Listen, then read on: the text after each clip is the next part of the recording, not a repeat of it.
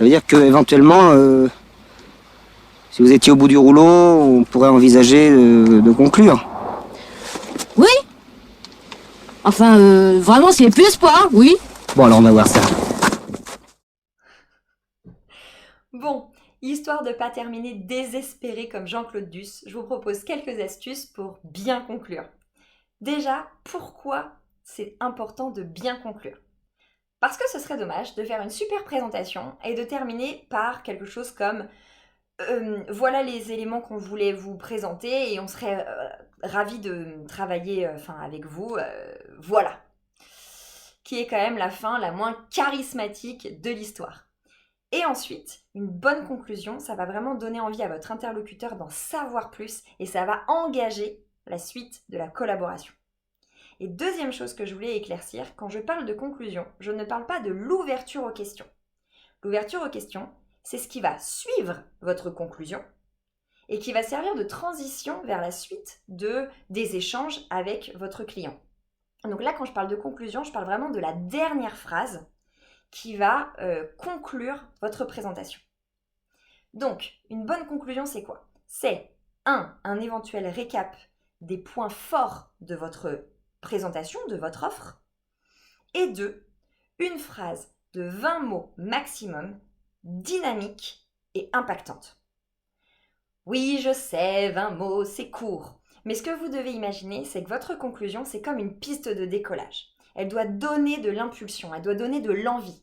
Donc si ça conclut comme oui, donc on est sûr qu'on va pouvoir vous apporter de l'aide et qu'on peut travailler ensemble parce que comme on l'a vu, notre offre, elle se différencie vraiment des autres acteurs du marché, etc. Blablabla. Bref, ça finit pas, c'est chiant, ça décolle jamais. Donc, pas d'improvisation ici. 20 mots max, rédigés et répétés. Maintenant qu'on a ça en tête, je vais vous proposer 3 options pour conclure. C'est une liste non exhaustive, c'est ma proposition. Vous en trouverez peut-être d'autres, mais en tout cas, ces 3-là, elles fonctionnent. De la plus simple, et elle est déjà parfaitement OK, à la plus audacieuse. La première, vous pouvez rappeler tout simplement votre message. Vous l'aurez compris, travailler avec nous, c'est l'assurance de gagner du temps pour pouvoir le réinvestir plus efficacement. Deuxième option, vous allez pouvoir répondre au capteur.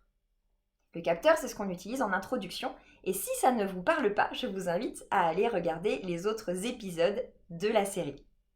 Donc, si j'ai utilisé par exemple un capteur chiffre en disant que en 3 ans, on note une hausse de 800% du nombre de cyberattaques, je vais pouvoir montrer les problèmes que ça entraîne et faire mon cadrage. Vous connaissez ça si vous avez lu les autres articles.